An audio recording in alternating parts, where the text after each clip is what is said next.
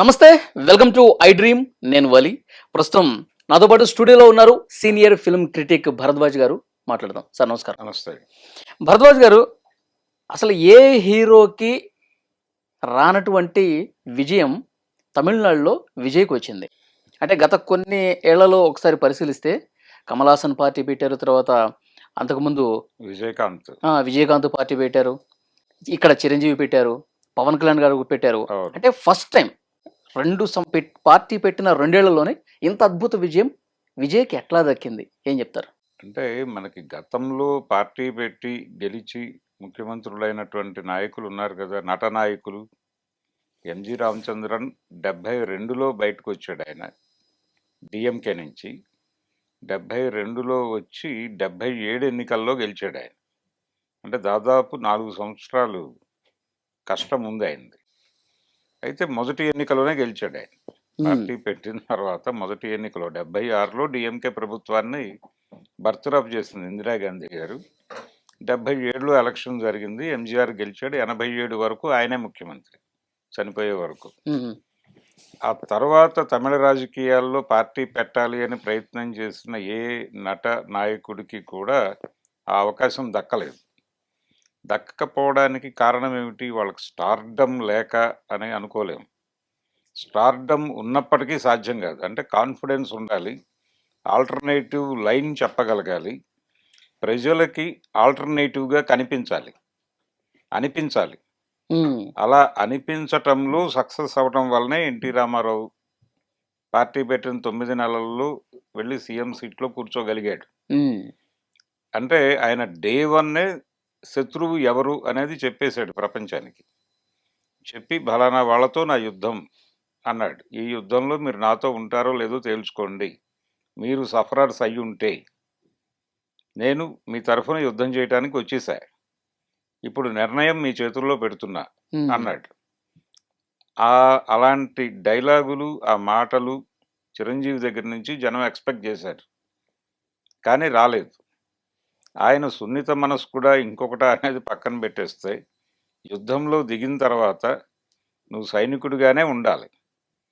ఆయన రోడ్డు మీదకి వచ్చిన రోజున, ఎన్టీఆర్ రోడ్డు మీదకి వచ్చిన రోజున, ఆయనకి ఆ రోజున సలహాదారులుగా ఉన్నటువంటి నాదెండ్ల భాస్కర్రావు గారు, ఇలాంటి వాళ్ళు, నల్లపరెడ్డి శ్రీనివాసులు రెడ్డి గారు, వీళ్ళు ఒక రూట్ మ్యాప్ ఇచ్చారు. స్టేట్ మొత్తంలో ఇన్ని సెంటర్లో మనం బహిరంగ సభలు పెడితే పని అయిపోతుంది అని. దాన్ని ఆ కాగితం తీసి పక్కన పడేసి, ఇవన్నీ కాదు, మనం చైతన్య రథం వేసుకుని రోడ్డు మీదకి వెళ్తున్నాం, వెళ్ళి మొత్తం రాష్ట్రం అంతా తిరిగేయటమే పని, ఇలా సభలు పెట్టడం అనే ప్రోగ్రాం పెట్టకండి అని చెప్పి వెంటనే ఆయన జెమినీ స్టూడియో నుంచి కొనుక్కొచ్చినటువంటి ఒక వ్యాన్ ఉంటే దాన్ని రిపేర్ చేసి రోడ్డు ఎక్కాడు. అంతే, అయిపోయింది. ఒక ఆల్టర్నేటివ్గా జనంలోకి ఎమర్జ్ అవ్వటం అనేది నాయకుడికి ఉండాల్సిన లక్షణం. విజయ్ ఏం చెప్పాడు?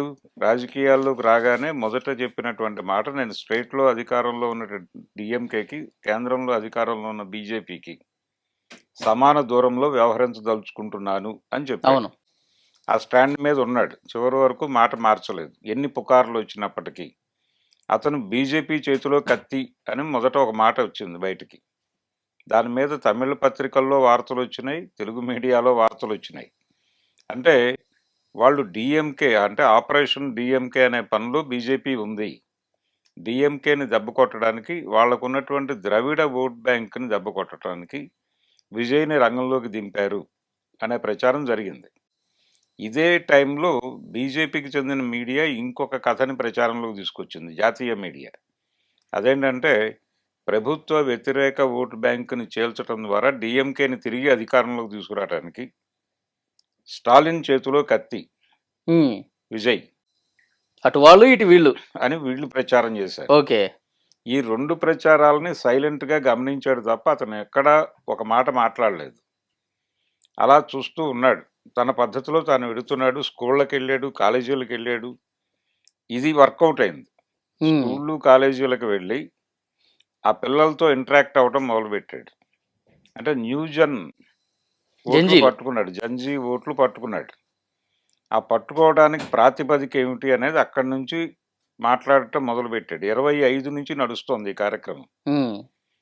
25లో ఆయన చాలా స్కూళ్ళు సందర్శించాడు. అలాగే లాస్ట్ టైమ్ జరిగినటువంటి ఎలక్షన్‌లో తను సైకిల్ ఏసుకొని వెళ్లి ఓటేసొచ్చాడు. హ్మ్. అంటే డీఎంకేకి సపోర్ట్ చేస్తున్నానని చెప్పినట్టుగా చెప్పాడు. హ్మ్. చెప్పాడు. ఈ విన్యాసాలన్నీ నడిచినాయి. ఆయన నరేంద్ర మోడీతో ఫోటో దిగాడు గదా! ఇవన్నీ ప్రదర్శిస్తున్నారు. కానీ తనకంటూ పార్టీ పెట్టిన తర్వాత ఒక స్టాండ్ ప్రకటించిన తర్వాత ఆ స్టాండ్ నుంచి డీవియేట్ కాల. మధ్యలో అతని మీద వ్యక్తిగతమైన దాడులు జరిగినాయి. అంటే బీజేపీ నుంచే జరిగింది అది కూడా. హ్మ్. భారతీయ జనతా పార్టీ ఈయన బహిరంగ సభలో గందరగోళం అయ్యి అక్కడ స్టాంపేడ్ జరిగి జనాలు అవును. చచ్చిపోయినటువంటి కరూర్‌లో 41 సందర్భంలో మంది చనిపోయారు. చనిపోయిన సందర్భంలో సిబిఐ ఎంక్వైరీ అని ఒక హడావిడి క్రియేట్ చేశారు. నిజానికి ఆయన అక్కడ నిలబడి ఉండాల్సింది ఆ రోజు. మెడ్రాస్ రాకుండా అక్కడే ఉండి గనక చేసుంటే దాని ప్రభావం బాగుండేది. కానీ ఆయన వచ్చేసి మాట్లాడటం మీద పొలిటికల్ క్రిటిసిజం బలంగా జరిగింది. హ్మ్.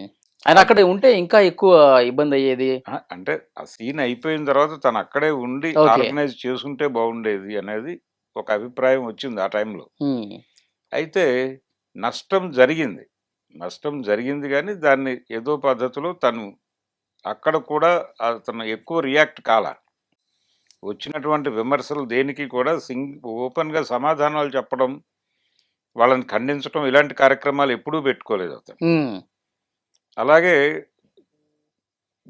అంటే విజయ్ రోడ్డు మీదకి ఎందుకు రాడు? జనంలోకి ఎందుకు రాడు? అతనికి ఒక ప్రాబ్లమ్ ఉంది. 'త్రిష' వదిలితే కదా అతను రావాల్సింది అన్నాడు నాగేంద్రన్. అన్నప్పుడు కూడా అతను రియాక్ట్ కాల. 'త్రిష' రియాక్ట్ అయింది. "ఏం మాట్లాడుతున్నారు మీరు?" అంది. కానీ తను మాట్లాడల. అలాగే తన వైఫ్‌కి సంబంధించి, డివోర్స్‌కి సంబంధించి మీడియాలో విపరీతంగా వార్తలు సర్క్యులేట్ అయిన రోజున కూడా అతను రియాక్ట్ కాల. హ్మ్. ఒకటే మాట చెప్పాడు. ఆ మాట ఏంటంటే, "నా కుటుంబంలో గొడవలున్నాయి. అందరి కుటుంబాల్లో ఉన్నట్టుగానే. ఆ గొడవలు నేను సార్ట్ ఔట్ చేసుకోగలను. మీరు చేసుకోగలరు. మీ ఇళ్లలో గొడవలు మీరు సార్ట్ ఔట్ చేసుకోండి. మా ఇంట్లో గొడవలు నేను సార్ట్ ఔట్ చేసుకుంటాను. మనందరం కలిసి చేయాల్సిన పని ఒకటుంది. హ్మ్. దాని గురించి ఆలోచిద్దాం. ఈ చెత్తంతా పక్కన పెట్టి" అన్నాడు. హ్మ్. అంత గౌరవప్రదమైన ప్రకటన ఎవడైనా చేయగలడా ఆ కండిషన్‌లో ఉన్నవాడు? అది బాగా పనిచేసింది జనాల్లో. హ్మ్. ఇవన్నీ వర్కౌట్ అయ్యి అతను అతనిలో ఒక ఆల్టర్‌నేటివ్ చూసారు జనాలు. అంటే తమిళ రాజకీయాల్లో ఒకటుంది. ఒక 5 ఏళ్ళు ఒకళ్ళని ఉంచితే ఇంకొక 5 ఏళ్ళు ఇంకోళ్ళని ఉంచుతారు అనేది ఒకటుంది. అవును. కానీ 10 సంవత్సరాలు ఎంజీఆర్‌ని చూసారుగా. ఎంజీఆర్ ఉన్నంత కాలం ఆ ఏరియా అంటే అసెంబ్లీ కాంపౌండ్‌కి దూరంగానే కరుణానిధి ఉండాల్సొచ్చింది గదా! ఆయన వెళ్ళిపోయిన తర్వాత జరిగిన ఎన్నికల్లో మళ్ళీ కరుణానిధి అధికారంలోకొచ్చాడు. కాబట్టి తమిళ రాజకీయాల్లో ఈ 5 ఏళ్లకొకసారి మారతారు అనేది బ్రేక్ చేయబోతున్నాడు స్టాలిన్. అలాగే తండ్రికి మించిన తనయుడు కాబోతున్నాడు. ఈ చర్చ అంతా జరిగింది. అవును. డీఎంకే మీద బలమైన వ్యతిరేకత అయితే లేదు జనంలో. హ్మ్. వ్యతిరేకత ఉంది. అయితే ఓడించేంత వ్యతిరేకత లేదు. ఓడించేంత వ్యతిరేకత లేదు. విజయ్ పార్టీ లేకపోతే విజయ్ డీఎంకేనే వచ్చేదేమో. వచ్చేది డెఫినెట్‌గా.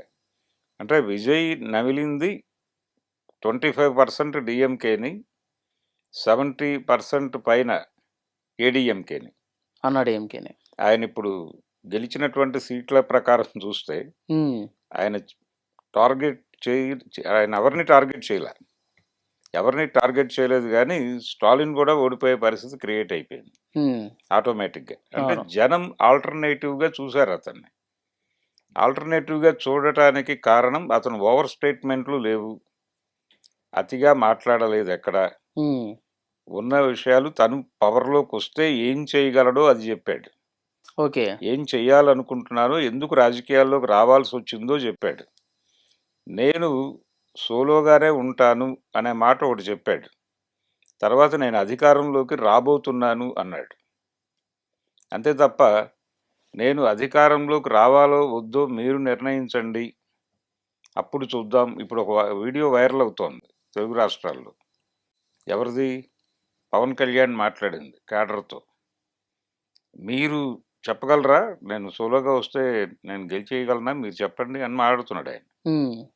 ఆ వీడియో తిప్పుతున్నారిప్పుడు. అంటే ఈ ఈ సందేహం లేదు. రెండోది అభిమానులతో ఆయన సమావేశాలు నిర్వహించాడు. అభిమానుల్ని ముందు ఆర్గనైజ్ చేశాడు. ఒక నిర్మాణంలోకి తీసుకొచ్చాడు వాళ్ళని. తీసుకొచ్చి వాళ్ళ ద్వారా తన అభిప్రాయాన్ని జనంలోకి తీసుకెళ్ళాడు. ఉమ్, ఈ కనెక్టివిటీ, ఈ నెట్వర్క్ ఏర్పాటు చేసుకున్న తర్వాత పార్టీ అనౌన్స్ అంతే. చేశాడు అతను. ఉమ్. ఇవన్నీ పనిచేసినాయి. సార్ మొత్తం 234 నియోజకవర్గాల్లో ఆయన సరిగ్గా ఒక 50 నియోజకవర్గాలు కూడా తిరగలేదంట కదా సార్ ఆయన. ఇది అంటే తిరిగిన వ్యవహారం కూడా లేదు. నిజంగానే అది. ఉమ్. నిజంగానే ఇది ఒక నిశ్శబ్ద విప్లవంగానే కనిపిస్తోంది. ఉమ్. అంటే తను తిరగలేదు, తను ఏదో ప్రయత్నం చేస్తున్నట్టుగా కూడా ప్రపంచానికి అనిపించలేదు. అనిపించలా. అనిపించకపోవడం, అక్కడ జనంలో డిఎంకే పట్ల భారీ వ్యతిరేకత లేకపోవడం, ఉమ్. ఇప్పుడు ఆ ఎగ్జిట్ పోల్స్ అన్నీ అలా రావడానికి రీజన్ ఏంటి? వీళ్ళు ఎవరినైతే క్వశ్చన్ చేశారో ఈ సెగ్మెంట్స్ అన్నీ కూడా డిఎంకేతో ఇబ్బందికరంగా లేవు, అదే మాట్లాడారు. కానీ ఈయన గెలుపుకి దోహదపడినటువంటి ఓట్ ఎక్కడి నుంచి వచ్చింది అంటే ఆయన స్కూళ్ళు కాలేజీలను టార్గెట్ చేసిన ఓట్లు పడ్డాయి. సోషల్ మీడియా సారీ బాగా సారీ జంజీలు ప్రచారం జడ్జి చేశారు. ప్రచారం వచ్చింది. చివరిలో రైజ్ అయినటువంటి పోల్ పర్సంటేజ్ అంతా అతనికి అనుకూలంగా పడింది. అది వర్కౌట్ అయింది. అంటే వ్యూహాత్మకంగా వ్యవహరించాడు తను. తిరిగినది తక్కువే, కానీ ప్రభావం చాలా ఉంది. ఆ ప్రభావం వేయగలిగాడు. అలాగే మాట్లాడే ప్రతి మాటని ఆచితూచి మాట్లాడాడు. చాలా పద్ధతిగా మాట్లాడాడు. ఎక్కడ ఓవర్ స్టేట్మెంట్లు లేవు అతను ఉమ్. పొలిటికల్ కెరియర్ మొత్తం మీద. అతను స్కూళ్ళు కాలేజీల్లో మాట్లాడినప్పుడు కూడా విద్యా వ్యవస్థ ఎలా ఉండాలనుకుంటున్నారు, ఇప్పుడున్న వ్యవస్థ మీద మీకున్న అభ్యంతరాలు ఏమిటో నాకు చెప్పండి అన్నాడు. ఉమ్. నేను స్టూడెంట్గా వచ్చాను మీ దగ్గరికి మీ నుంచి నేర్చుకోవటానికి అన్నాడు. ఈ హంబుల్ అప్రోచ్ అనేది జనాలకి కనెక్ట్ అయింది. ఇలాంటి అప్రోచ్తో వెళ్ళిన ఏ నాయకుడు ఫెయిల్ అవ్వాల. ఉమ్. ఎన్టీ రామారావు కూడా ఇదే పద్ధతిలో వెళ్ళాడు. ఆయన ఏమన్నాడు? నేను బలానా వాడు శత్రువు అని నేను డిక్లేర్ చేస్తున్నాను, వాడు మిమ్మల్ని ఇబ్బంది పెడుతున్నాడు ఢిల్లీ నుంచి, తెలుగువాడి ఆత్మగౌరవాన్ని ఢిల్లీ నడివీధుల్లో తెగనమ్ముతున్న వాళ్ళే ఇక్కడ మన నాయకులు, వీళ్ళందరినీ టార్గెట్ చేస్తున్నాను నేను. సో మీరు నాకు మద్దతుగా నిలబడితే మీ కష్టాలను తీరుస్తా, అది మీ చేతుల్లో ఉంది, నన్ను ఎన్నుకుంటారా లేదా అనేది మీ భవిష్యత్తును మీరు ఎలా నిర్ణయించుకుంటారన్న దాని మీద ఆధారపడి ఉంది అని ఇలా మాట్లాడటం మొదలుపెట్టాడు ఆయన. ఉమ్. ఆటోమేటిక్గా అతను ఆల్టర్నేటివ్గా కనిపించాడు జనాలకి. ఆ ఆల్టర్నేటివ్ అనే అభిప్రాయం జనాల్లో నాటటమే నాయకుడు చేయాల్సిన పని. అది చేసి దాని ద్వారా విజయం పొందాడు. జగన్ కూడా చేయగలిగాడు అది. ఉమ్. జగన్ ఎలా లీడర్గా ఎమర్జ్ అయ్యాడు? నేను ఆల్టర్నేటివ్ అనేది బలంగా రూటెడ్గా జనంలోకి తీసుకువెళ్ళగలిగాడు. అయితే ఇప్పుడు విజయ్ గెలుపు సాధించేసిన తర్వాత తెలుగు రాజకీయాల్లో రకరకాల చర్చలు జరుగుతున్నాయి. ఉమ్. అంటే పర్టికులర్గా చిరంజీవి, పవన్ కళ్యాణ్ మళ్ళీ ఒకసారి చర్చలోకి వచ్చారు. వీళ్ళిద్దరూ కూడా ఆల్టర్నేటివ్ మేమే, మమ్మల్ని నమ్ముకోండి, మేము అధికారంలోకి వస్తాం, మీ కష్టాలు తీరుస్తాం అని ఒక బలమైనటువంటి ప్రకటన చేయలేకపోయారు ఇద్దరు. వాళ్ళ ఫెయిల్యూర్ కారణం అది. ఉమ్. అంటే వాళ్ళని వాళ్ళు ఎమర్జీ చేసుకోవాలా. ఆ ఎమర్జీ చేసుకోవటంలో ఇప్పటికీ కన్ఫ్యూజన్ ఉంది పవన్ కళ్యాణ్కి. ఉమ్. ఆయన మొదటి ఎన్నికలోనే యుద్ధం ప్రకటించి ఉండాల్సింది అందరి మీద. ఆ టైంలో ఉన్న కాంటెంపరీ పొలిటీషియన్స్ అందరి మీద యుద్ధం ప్రకటించి ఉండాల్సింది, అది చేయలే. ఉమ్. జగన్ టార్గెట్ చేశాడు. అంతకు మించి వేరే ప్రోగ్రామ్ ఏం పెట్టుకోలేదు ఆయన. చిరంజీవి గారి దగ్గరికి వస్తే ఆయన అందరూ మంచివాళ్లే అన్నాడు. అందరూ మంచివాళ్లే, మీరు నాకు చాలా చేశారు, నేను మీకు ఏదో చేయటానికి వచ్చాను, నాకు ఒక అవకాశం ఇవ్వండి. అది నడవదు. చేయటానికి చాలామంది ఉన్నారు అన్నారు జనాలు. సో ఆ ఎన్నికల్లో ఆయన బలంగా ప్రతిపక్ష ఓటు చీల్చగలిగాడు. కానీ ఒక రకంగా వైఎస్ రెండోసారి ముఖ్యమంత్రి కావడానికి చిరంజీవి గారి సహకారమే చాలా ఉంది. ఆయన కంట్రిబ్యూషన్ వల్లనే ఆయన రెండోసారి సీఎం కాగలిగాడు. ఇక్కడ కూడా అదే వర్కౌట్ అవుద్దేమో, విజయ్ కంట్రిబ్యూషన్ వల్ల డిఎంకే మళ్ళీ గెలుస్తుందేమో. అదే కదా వాళ్ళు ప్రచారం చేసింది నేషనల్ మీడియాలో. అవును. ఎన్డీటీవీ దగ్గర నుంచి మొదలుపెట్టి ప్రచారం చేసింది అదే. వాళ్ళు వాంటెడ్గానే చేశారు. ఇలా రెండు రకాల ప్రచారాల మీద ఆయన ఒక్క కామెంట్ చేయలే. ఒక కామెంట్ ఎక్కడా చేయలేదు. ఇంటర్వ్యూస్ అతిగా ఇవ్వలేదు. ఉమ్, ఇంటర్వ్యూస్ ఇవ్వలేదు. ఎక్కడా కూడా నేను ఓపెన్‌గానే బహిరంగ సభల్లో చెప్తున్నాను గదా! నేను పెట్టుకుంటున్న సభల్లో నా విధాన ప్రకటన నేను చేస్తున్నాను. విడిగా మీతో ఏం మాట్లాడాలి నేను? ప్రాక్టికల్‌గా ఇబ్బందులొచ్చినప్పుడు మనం మాట్లాడుకుందాం అని చెప్పాడు మీడియాతో. ఓకే. తప్ప ఎక్కడా 1-to-1 ఇంటర్వ్యూస్‌కి ఇలాంటి వాటికి గూడా ఎళ్ళలేదు తను. ఉమ్, అలా స్టేబుల్‌గా నిలబడటము, హంబుల్‌గా ఉండటం ఇవన్నీ కలిసొచ్చినాయి. ఓకే. సార్, సెకండ్ లేడీ ప్రభావం అని చెప్పి ఒక చర్చ విపరీతంగా జరుగుతుంది. గతంలో హ్మ్. జయలలిత, హ్మ్. ఇప్పుడు త్రిష. త్రిష అంటే జయలలితకి ఒక ట్రావెల్ ఉందండి. పొలిటికల్ ట్రావెల్ ఉంది. ఉమ్, అంటే ఈజీగా అనేస్తున్నారు గానీ, ఆవిడ ఎంజీఆర్‌తో సినిమాల్లో హీరోయిన్‌గా నటించుండొచ్చు. ఆయన 72లో బయటకొచ్చినప్పుడు గూడా ఆవిడ అండగా ఉన్నారు. ఆ తర్వాత ఆయన పార్టీ పెట్టినప్పుడు, పార్టీ అధికారంలోకొచ్చేటప్పుడు ఆవిడ పార్టీ ప్రచార కార్యదర్శిగా పనిజేశారు. ఆ పదవిలో ఉందావిడ. ఆ తర్వాత జయలలితతో ఆయనకి డిఫరెన్సెస్ వచ్చినాయి ఎంజీఆర్‌కి. ఉమ్, వచ్చిన సందర్భంగా ఆయన సున్నితంగా రాజ్యసభకు పంపించాడు ఆవిడని. ఢిల్లీ పంపించేసి లత గారిని పట్టుకొచ్చి ఆ పదవి ఇచ్చాడు. పార్టీ ప్రచార కార్యదర్శి అనే పదవి లతకిచ్చి ఆవిడతో నడిపించాడు కొంతకాలం. ఆయన చనిపోయినప్పుడు కూడా జయలలిత చాలా సఫర్ అయింది.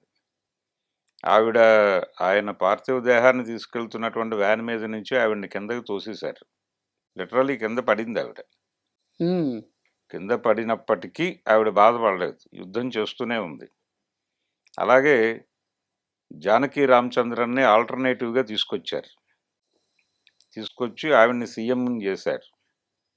సీఎంని చేసిన తర్వాత ఆవిడంతట ఆవిడే స్వయంగా నేను ఈ పాలిటిక్స్ నా వల్ల కాదు. కాబట్టి నేను జయలలితకి అప్పజెప్పేస్తున్నాను అని ఆవిడ వెళ్ళిపోయింది. వెళ్ళిపోయిన తర్వాత ఈవిడ అనివార్యంగా ఎమర్జ్ అయింది. అయిన తర్వాత కూడా డీఎంకే గెలిచినప్పుడు కరుణానిధి గారి నాయకత్వంలో సభలో జరిగిన అన్ని అవమానాలు భరించింది ఆవిడ. చీరలాగటంతో సహా. ఆవిడ యుద్ధం ఆవిడ చేసి ఆ పొజిషన్‌లోకి వచ్చింది.